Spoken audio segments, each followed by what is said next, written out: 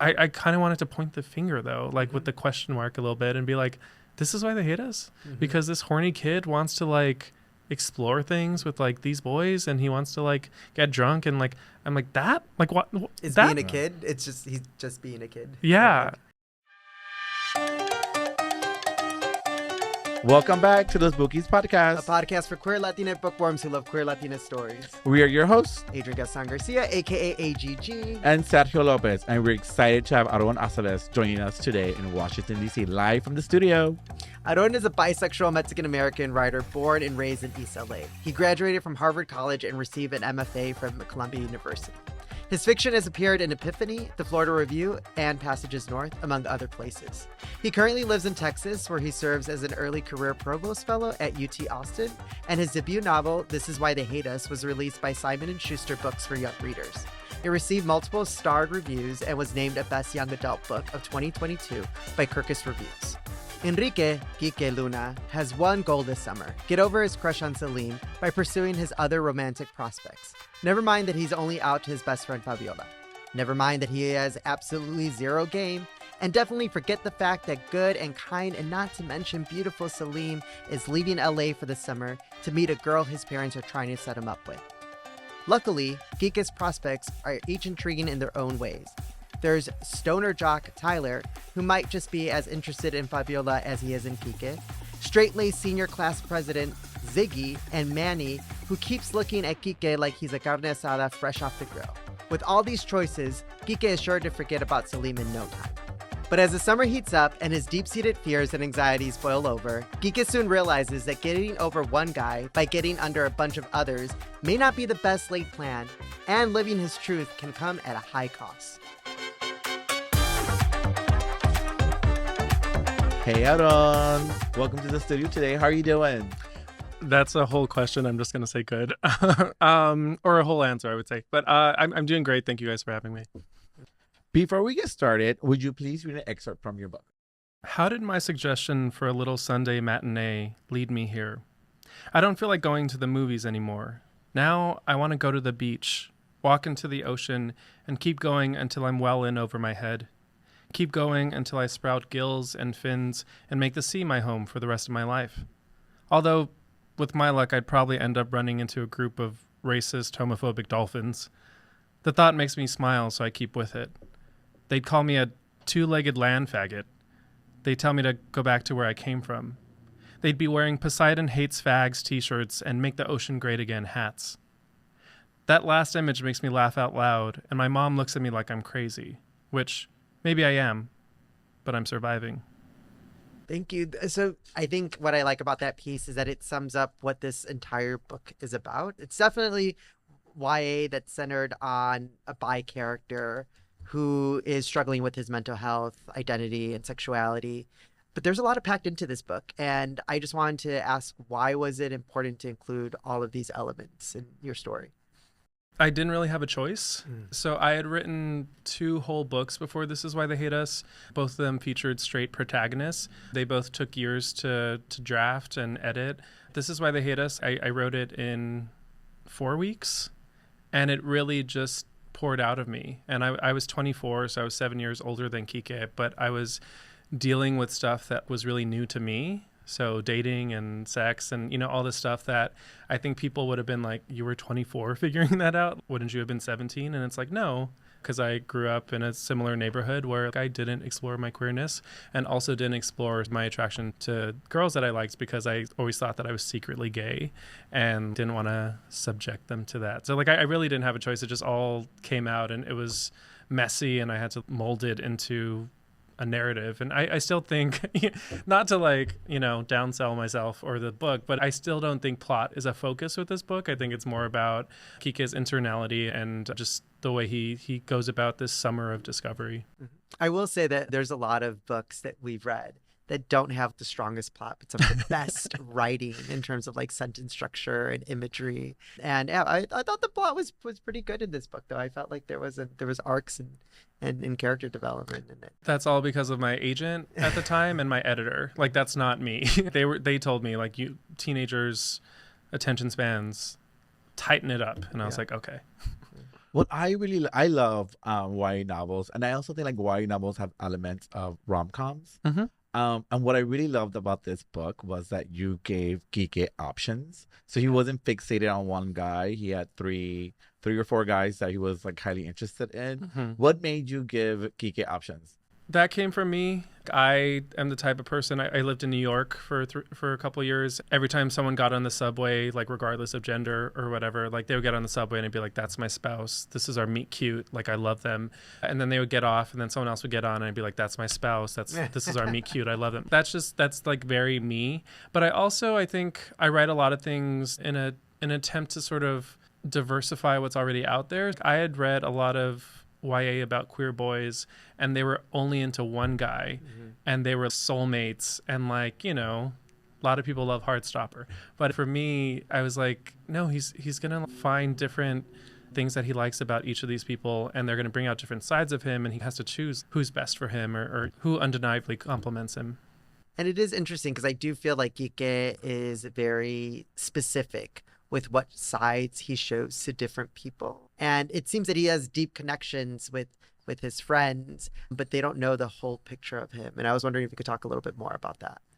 Yeah, I mean, again, that's something that comes from me. Like, I do voice notes now, and there are friends where I'm like, girl, last night, you know, and I just tell them everything like in excruciating detail, and it's all very embarrassing and messy, and like, I have those friends. Like and, what?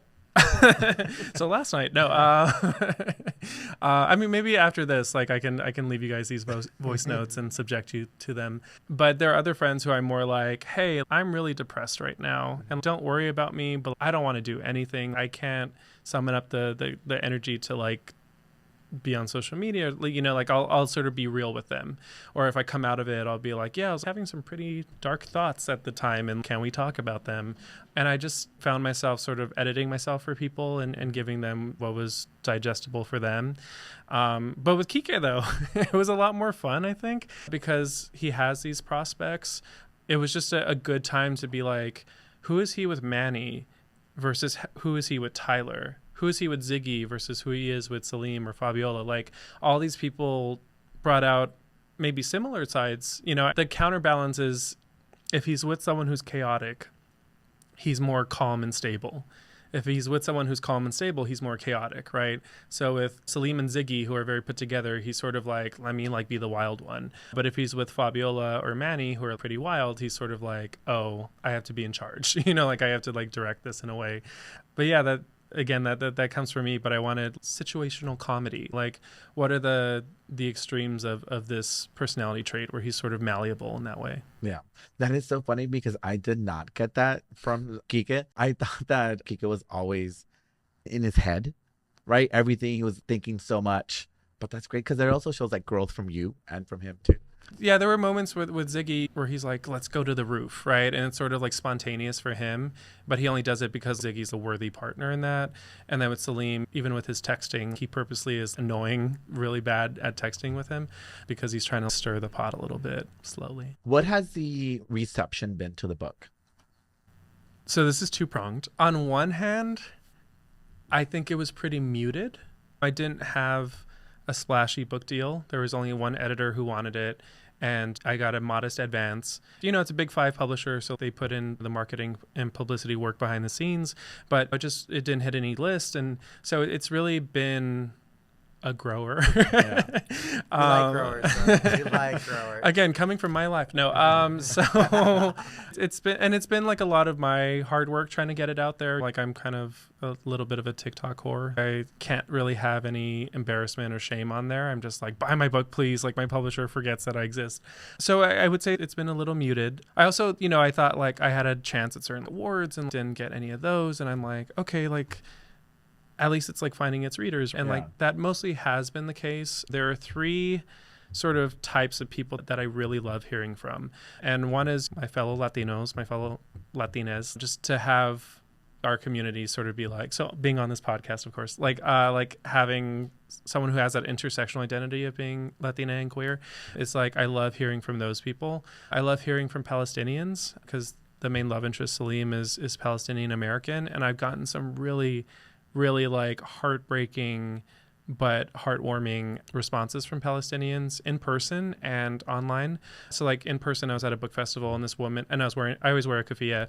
I forgot to wear it right now because I forgot this was like there's some video stuff going on, but I have it in my suitcase. But during the break, you can bring it out. Yeah, like pop it and then take off my broken glasses. But anyway, that's another story. So like I was at a festival and this woman came up to me and I was wearing the keffiyeh and she was like so emotional she couldn't talk, and I thought she might be deaf, and I was like, okay, I was about to take out my phone and type like, you know, a question, but she was trembling a little bit and she touched it and she was like, I didn't think I would see one of these today. And then she was like, I have to buy your book. And I was like, okay, like I was on my way to like a signing and I was like, okay, but let me take you to the bookstore really quick. That was on site.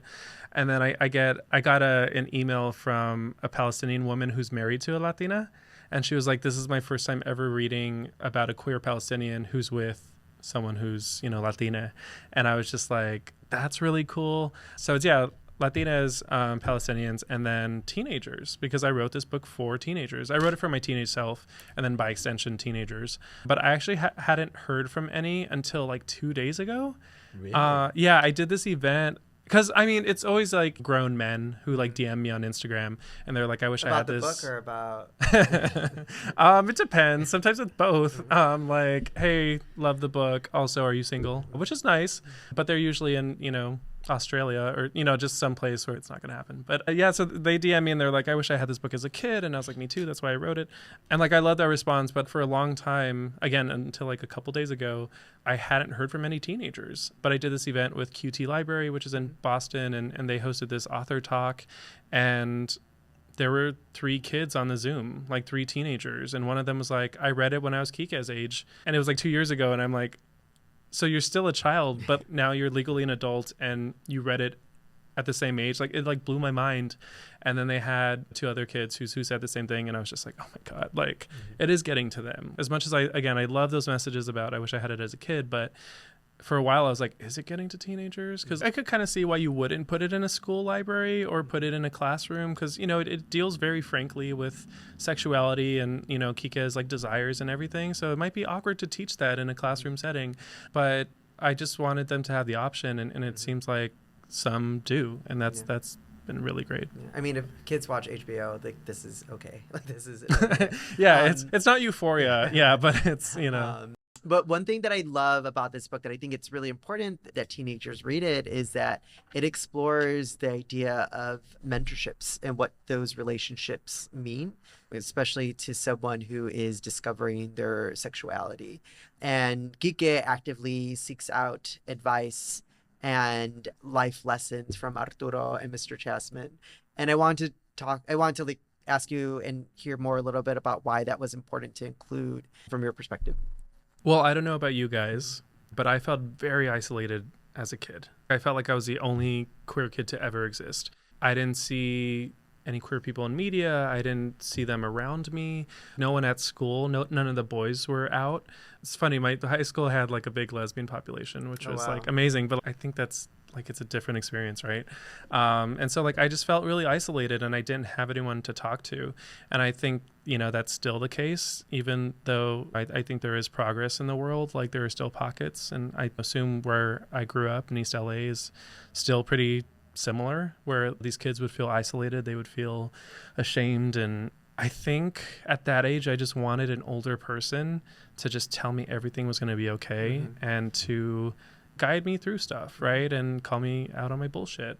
And what's really funny is like one of Kike's mentors is Arturo, but he's a year older. He's 18. Yeah. And I thought it was just so funny that Kike's like, you're so experienced, you're so wise, and he's 18. So that was like funny. But then, you know, Mr. Chasman, I wanted to poke fun at that trope in most YA novels, like Perks of Being a Wallflower, where like the English teacher or the art teacher or the history teacher is like their mentor. And then I was like, let me just kind of turn this on its head in a way. But yeah, I think Kike was just really searching for community, and he was looking for, again, just someone to tell him that everything was going to be okay. Yeah. I grew up with like a really extended gay family, so I didn't feel isolated in that sense. But I did feel the need to see Latinas on TV because you never saw Latinas on there. But that's why like Salma Hayek and John Leguizamo have a really special place in my heart. Yeah, because like they made it and you saw them on TV, and I was like, oh my God, Salma's on TV. It's amazing. Exactly. Yeah. representation matters so much. It really does. Earlier, you mentioned just the responses that you're getting from Palestinians and different folks, teenagers. One thing that I really also enjoyed about this book was how it explores religion from different cultures and different perspectives. And there's this idea of what is acceptable and what is not, and the fear of like being gay within Christian, Catholic, and Muslim religions. And it was interesting because there's all this ideas that are imposed on us, but then also our own biases that we have about other religions. And there's like really beautiful moment that Kike has with Salim, and I wanted to see if you could talk a little bit more about that too. Yeah, it's complicated, right? Like everyone has their own personal relationship with whatever they believe. And I think what I'll say is Kike is a teenager, and as, exposed to different cultures and religions as he is, like he still doesn't get it, all of it, and he's still a kid. And so I think I wanted to have this moment where it wasn't just like, and then I unlearned all of my biphobia and homophobia and queerphobia, and we all like laughed and ran into the sunset. Like I wanted it to be like, I wanted a lot of things to be unresolved, because I sometimes I'm reading YA and I feel like this 17-year-old has figured something out that took me until 30, and I still haven't completely figured it out. Like it's kind of like they unlearned everything was great, but I wanted a moment of unresolved even at the end in terms of reconciling what you were taught growing up, what your beliefs are, and like what you think might just be maybe lust or this desire or whatever, and like what to you is moral, and like deciding that. So I wanted it to be complicated. I also wanted Kike to grow, right? If he just starts off perfect, why do you keep reading the book? Well, for dick jokes, of course, but like all the dick jokes, it's too many. I cut a lot, but yeah, there's a scrap document with just a bunch of dick jokes. But anyway, yeah, like I wanted him to grow, right? And so he has like his, we live in a Christian-centric country. He was going to have biases, even though he has a Muslim friend. But I also didn't want to sort of like candy coat anything or like just smooth it over. I had a Muslim friend that I would talk to, and she was pretty devout and she was straight, and I would ask her questions, and she said like, oh, well, the way I see it, you're allowed to have those thoughts, but you're not allowed to act on them. But I sort of knew from the beginning, I was like, well, don't know if that's going to be the case, but I definitely just, want to acknowledge the complexity of it. And again, like what you're raised with, what's imposed on you, what's internalized versus, what actually ends up happening when you're in lust or in love. Yeah, I thought you were able to capture that when Kike would express his opinions to Salim, right? And they're a little ignorant, or just like he just wasn't aware, right? And Salim would always correct them, like to think about it differently, and I was like, oh, that's so smart to do that. I had to like go back and put that in because I was scared. Writing is rewriting, it's editing, it's revising, and it's input from my agent and from my multiple editors. And I was scared of Kike being like hated, or rightfully so for some of the things, but I had to go back and sort of make him less perfect and make him rub up against what he's been taught, or what he's internalized from the news or whatever, because I do that with my friends all the time, right? Like not all the time, maybe occasionally, but like I do that with Adrian. I see all this. Well, it's like I think one of my things is like sometimes I have a lot of female friends, and sometimes I say something sexist. Sometimes I don't even think about it, right? Like if I had known, I wouldn't have said it, but and they'll call me out, and it's like, we're never done, right? Or even the cultural elements too of like shit that we're raised with, that you just say, you're like, oh, that is probably not a good phrase to be using anymore.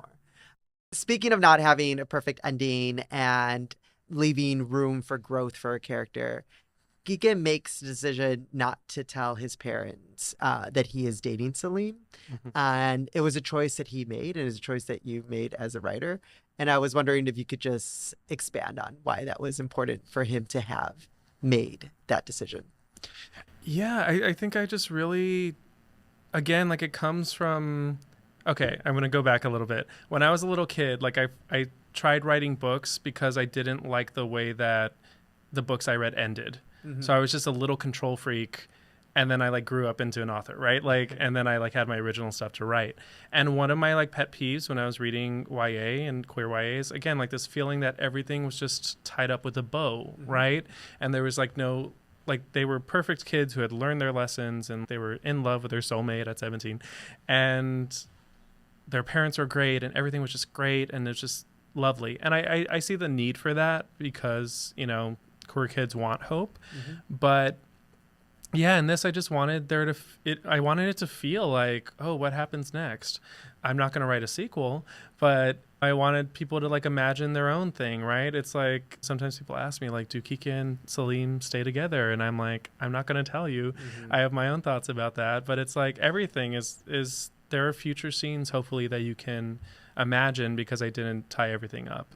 And I just really, I think it was just, it's a summer, right? This book takes place over the course of a summer. And I just thought Kike would be so exhausted from being so vulnerable in so many ways with so many people. I was like, I think he wants something that's his, you know, Fabiola knows, Molly knows. But like, yeah, I just wanted him to sort of have that thing that he kept to himself, you know.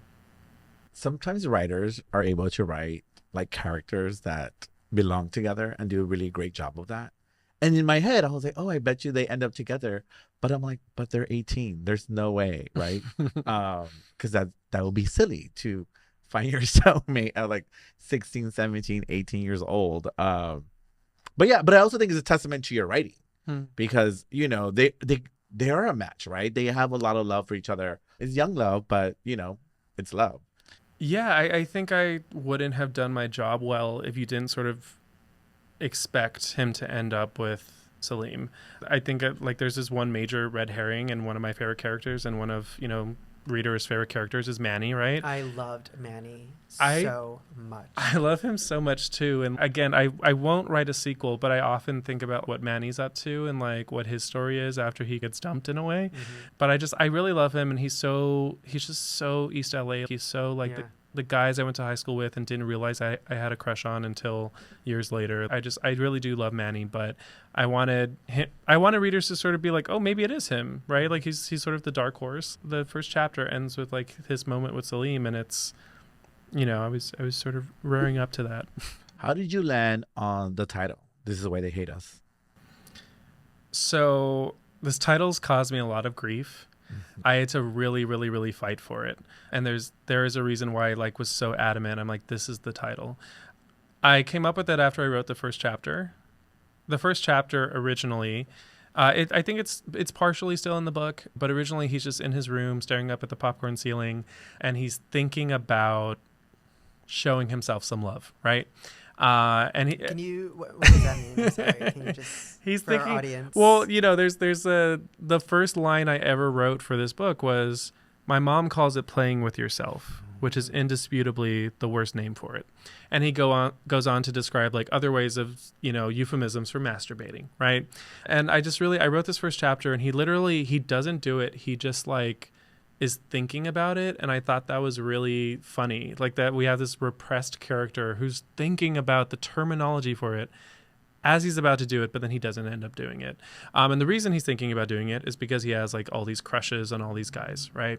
And so I wrote this first chapter, and that's all that happens is he just has crushes on these guys. And then I sort of was sitting there with the chapter, and this is 2017, so fairly like not too long after Trump was elected. And I'm like, this boy, he's 17, he's Mexican, he has crushes on these boys, and people hate him. They think he shouldn't exist. They think he should not be alive. In my head, I was like, and I expanded it to like all marginalized groups, right? And I was like, this is why they hate us? You know, it's like they hate us for existing, right?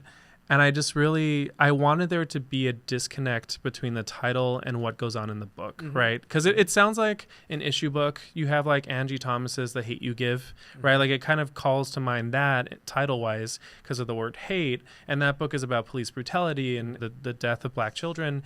And it's really serious. And my book has like serious moments, but I wanted it to be like a queer Latino Superbad, right? Yeah. So like these are things are like going on in my head, but I'm just like, I kind of wanted to point the finger though, like with the question mark a little bit and be like, this is why they hate us, because this horny kid wants to explore things with like these boys, and he wants to like get drunk, and like I'm like that, like what is that? being a kid. It's just he's just being a kid. Yeah. Now we want to pivot to our next section called Chismeando con Aaron, where we get to learn more about you as a person. The first question is, when did you first learn that language has power? Can you tell us that story?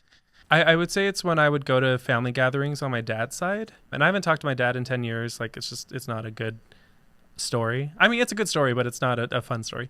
Well, actually it's kind of fun too, but anyway, but I haven't talked to him in 10 years, but growing up, like his side of the family, like they did these huge house parties, and at some point in the night, everyone would be gathered in, like the people left behind and a lot of drunk people, I'm now realizing, we'd all be in a room, and then it would just, like the jokes would start, but like pointed jokes at each other. And so there was this sort of like, you know, they called it, they're like, you know, you'd cap on someone, right? Like, and my dad, who was the youngest of his siblings, I noticed that he was really good at it. Like he would always end up on top. He would always command the room. He'd always make everyone laugh with like these really mean jokes about people. There'd be targets, right? There'd be like common targets. I remember my aunt was the only daughter, but she, you know, she gave as good as she got. And then she had this husband, my uncle, who like everyone would make fun of for being like feminine. Like he drank wine. And that was like, and there's like, therefore you like men, like it, like those were the jokes, right? Like, everyone else drank beer, and it just, in those moments I'd be watching, and then I was the youngest, like of all my cousins for a very long time. And then I was very quiet, and then they would sort of, the kids would recreate it, and I would just sort of like sit it out, and I was a target occasionally, but like I sort of just sat it out.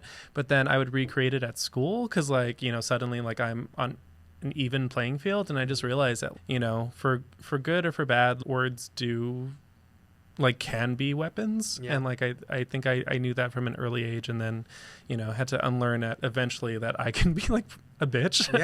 And I'm like, okay, like pull it back, like do like nice humor, unless they really deserve it. Oh yeah, no, for sure. For us, it was definitely do it before it gets done to you. Yeah. So like before you're the target, like make sure you gang up on that one cousin, so that way it's not you. But even now, I feel like it's a very, I do feel like it is a very Latine thing. Yeah. And it's a very queer thing too. Yeah. And then when you get them both together, it's like some of the richest jokes possible.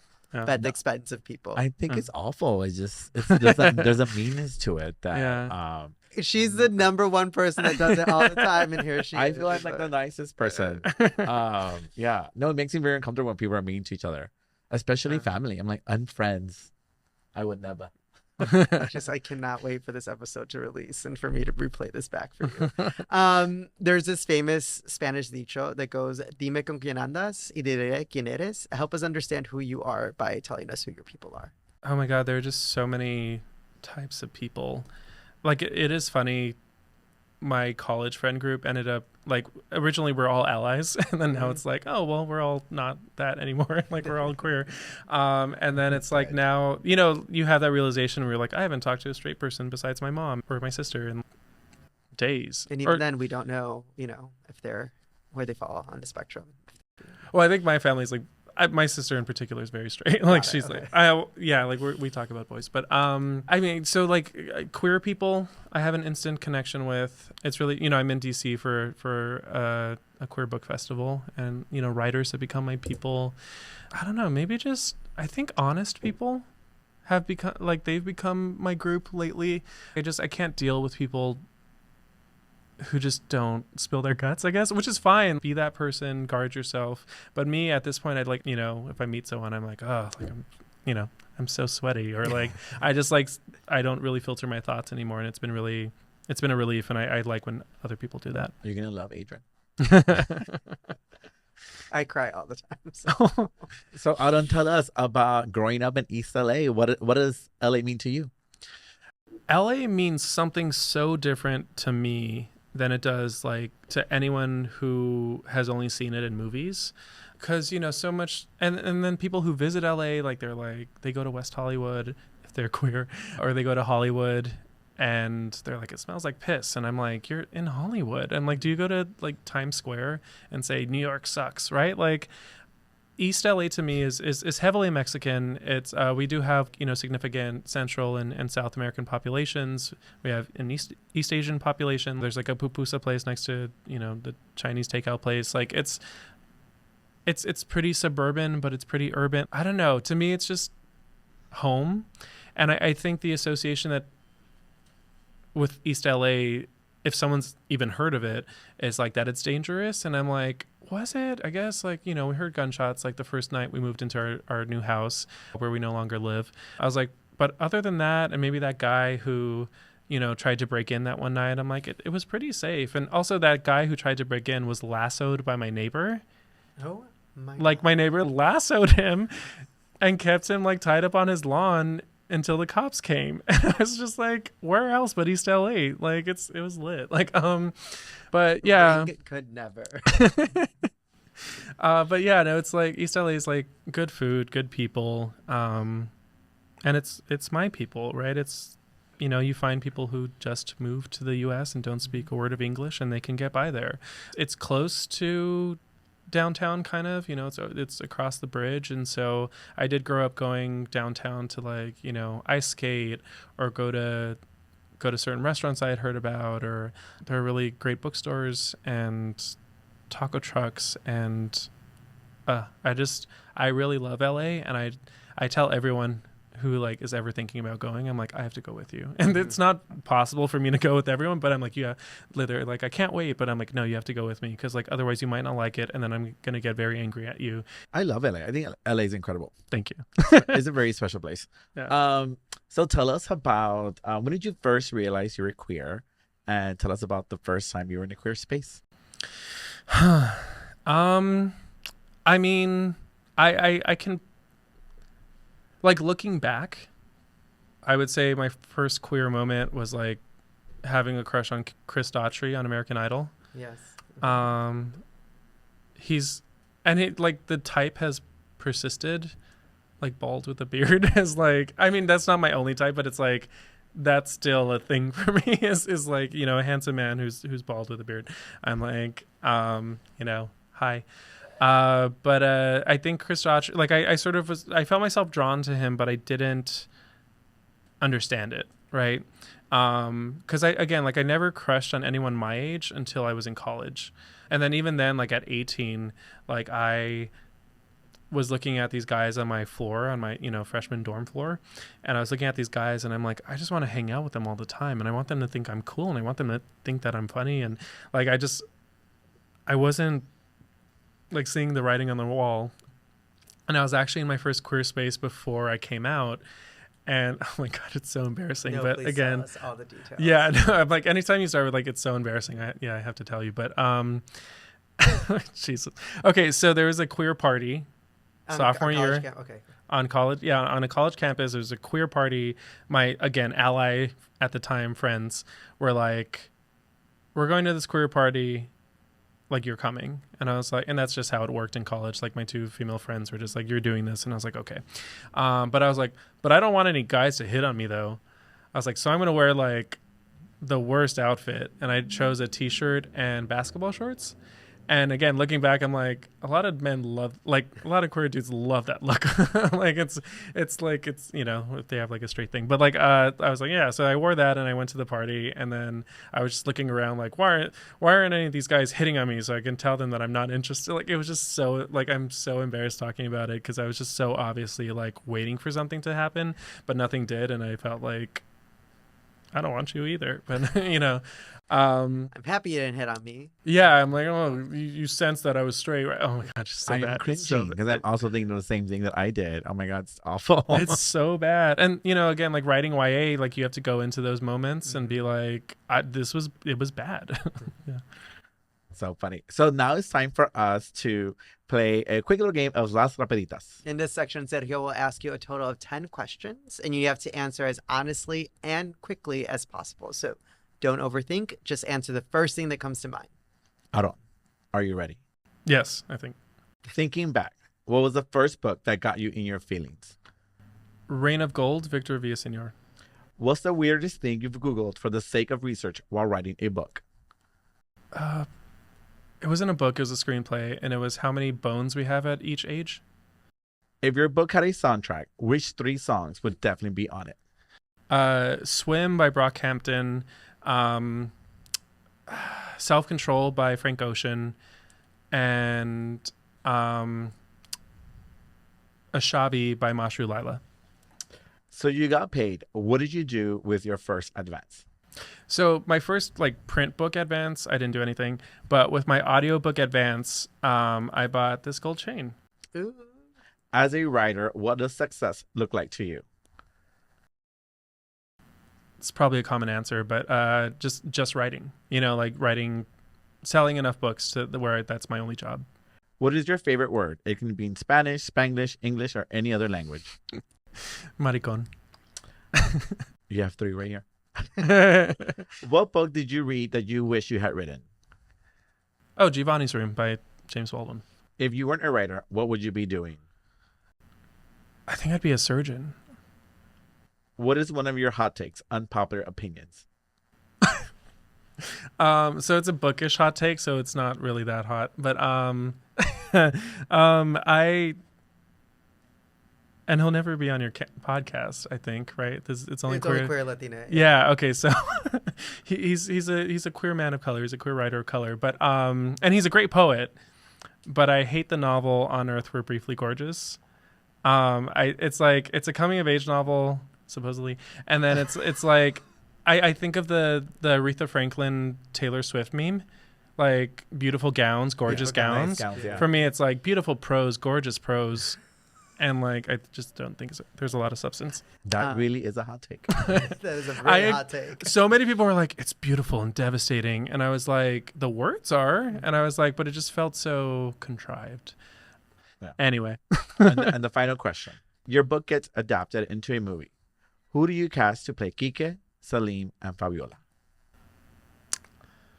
I have to age people down. So I can Hollywood doesn't, so you don't have to. Well, but he was in Red, White, and Royal Blue. Taylor Zachar Perez. Mm-hmm. I think if we made him look like an actual teenager, so maybe when he was a teenager, I think he could do Kike. There's actually, it's really funny. There's a show called Never Have I Ever on Netflix, written by Mindy Kaling, and there's a character on the show who is a queer Afro-Latina named Fabiola. She's beautiful. So Lee Rodriguez, I think, is the actress. So she would play Fabiola, and then another Fabiola, and then for Kike, I made Salim Palestinian because I had a crush on a Palestinian actor named Musa Kraish who was on American Gods, which is the adaptation of Neil Gaiman's book. And if you just again aged him down to 17 or to 18 just so that he's a teenager, I think that would be a good fit. But I will say, casting wise, Mr. Chasman is literally Ronan Farrow.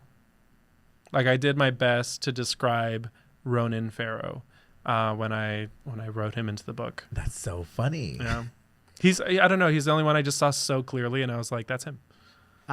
Why a surgeon?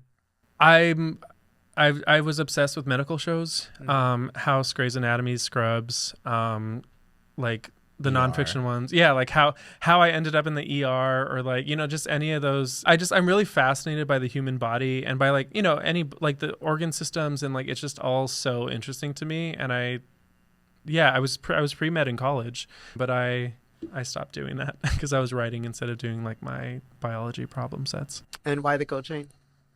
I was like, what kind of Latino doesn't have a gold chain? It's cute. I love it. Thank you. I literally, I was like, I'm going to a jeweler. I'm not getting it online. I'm going to a jeweler. It's on, Congress Street or Congress Ave. I forget, but it's on Congress in Austin. And I literally just walked down the street, and then the jeweler I was trying to go to was closed. And then I went to the other one, and I just I'm talking with this old white gentleman, and I'm just looking at lengths and, thickness and everything. And I was just like, this is the one. So yeah, it was fun. We are hitting up close to time, so we want to know, what are you currently reading, or if you have any recommendations and other authors or books to check out. I read two really great books fairly recently, and they've been plain books. And I'm so grateful to authors when like their book gets me through a flight, because I hate flying. I have anxiety and I just hate being bored. But one of them is The Darkness Outside Us by Elliot Schreifer. Lovely, well, like very intense, but like really good queer YA.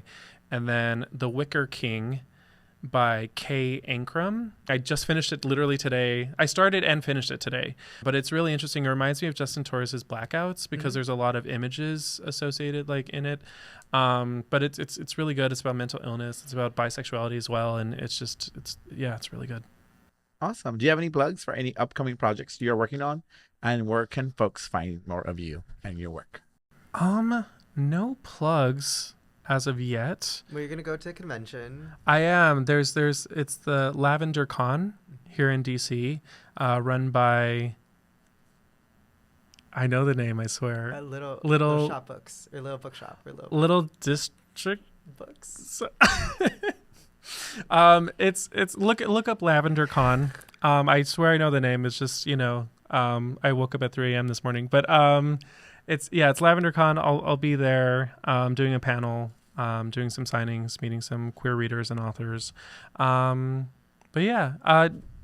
a lookout on social media, because I have written other stuff and we're trying to get that out there into the world. If I announce it, it will be on my Twitter or my TikTok, which is at Aaron H. Aceves, or my Instagram, which is just Aaron Aceves.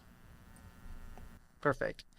Before we let you go, we have one final question. I'm not sure if you're familiar with the holiday Dia de los Muertos, but it's a time when we like to celebrate our loved ones who have passed. Sergio and I are on a mission to kind of reshift our relationship with the inevitable.